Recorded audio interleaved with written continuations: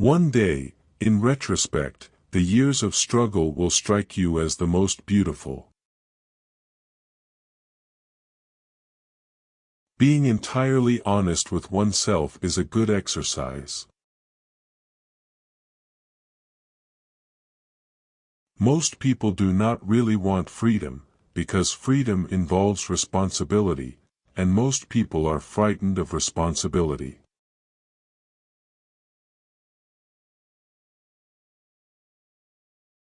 Unexpressed emotions will never die. They are buried alive and will come forth later in uglier ways. We are never so defenseless against suffering as when we love. Out of your vulnerabilities will come your strength. Where does a thought go when it's forgotten? He that has eyes to see and ears to hear may convince himself that no mortal can keep a secret. If his lips are silent, he chatters with his fingertips, betrayal oozes out of him at every pore.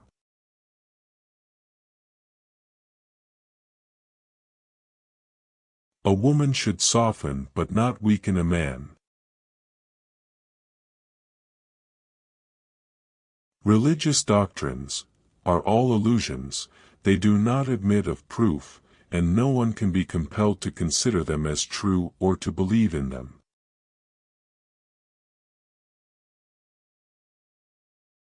It is impossible to escape the impression that people commonly use false standards of measurement, that they seek power, success, and wealth for themselves and admire them in others, and that they underestimate what is of true value in life.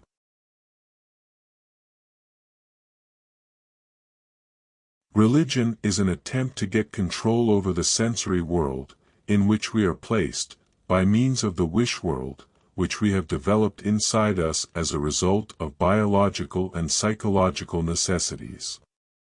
But it cannot achieve its end. Its doctrines carry with them the stamp of the times in which they originated, the ignorant childhood days of the human race. Its consolations deserve no trust. Experience teaches us that the world is not a nursery.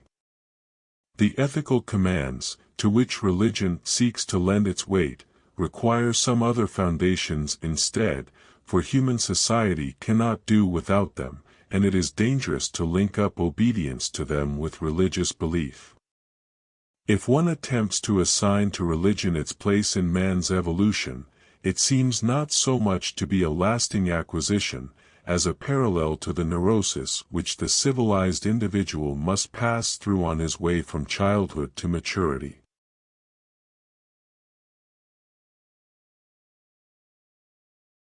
Everywhere I go I find a poet has been there before me.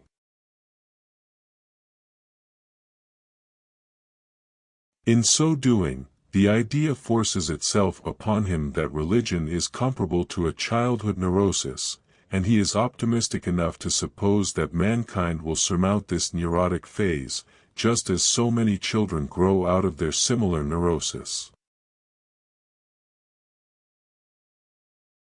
In the depths of my heart I can't help being convinced that my dear fellow men, with a few exceptions, are worthless.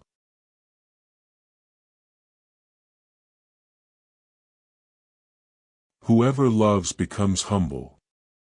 Those who love have, so to speak, pawned a part of their narcissism.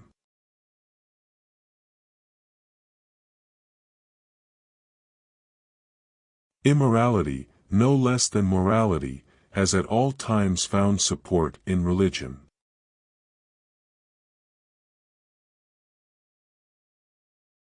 The madman is a dreamer awake.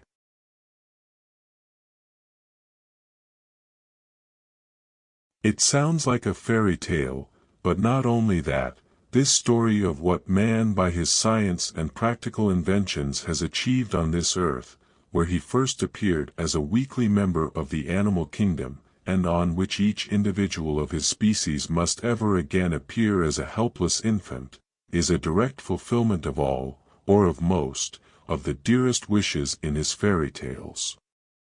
All these possessions he has acquired through culture. Long ago he formed an ideal conception of omnipotence and omniscience which he embodied in his gods.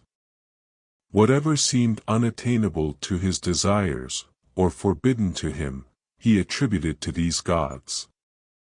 One may say, therefore, that these gods were the ideals of his culture. Now he has himself approached very near to realizing this ideal, he has nearly become a god himself. But only, it is true, in the way that ideals are usually realized in the general experience of humanity. Not completely, in some respects not at all, in others only by halves.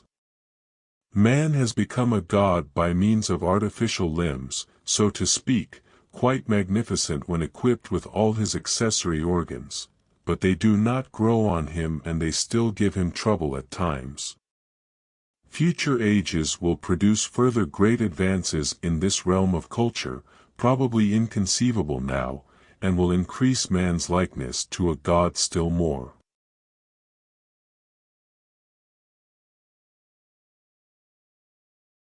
No, our science is no illusion.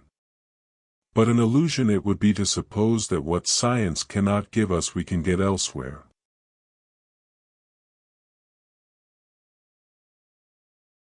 Life, as we find it, is too hard for us, it brings us too many pains, disappointments and impossible tasks.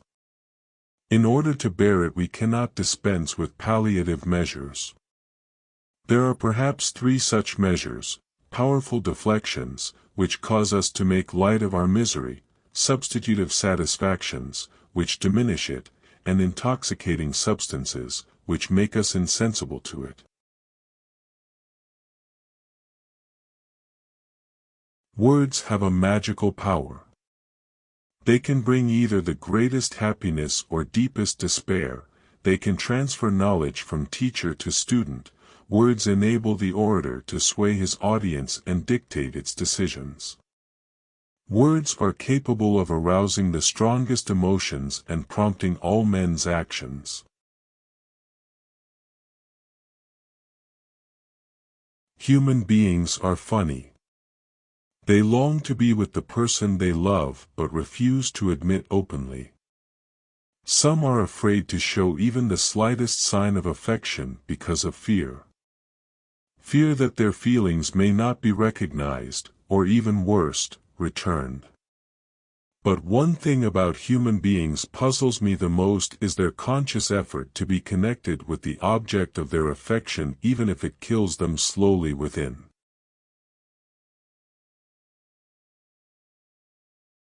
Religion is a system of wishful illusions together with a disavowal of reality, such as we find nowhere else but in a state of blissful hallucinatory confusion. Religion's 11th commandment is, "Thou shalt not question."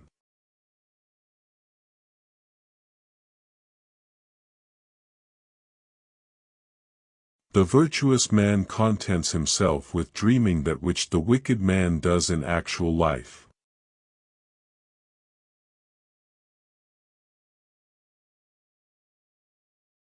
It is that we are never so defenseless against suffering as when we love, never so helplessly unhappy as when we have lost our loved object or its love.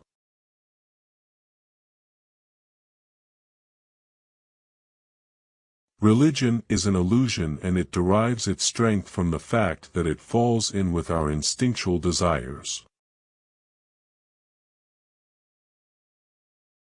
The behavior of a human being in sexual matters is often a prototype for the whole of his other modes of reaction in life.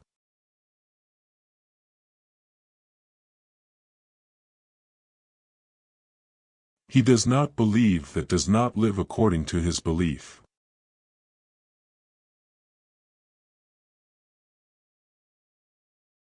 Where the questions of religion are concerned, people are guilty of every possible kind of insincerity and intellectual misdemeanor.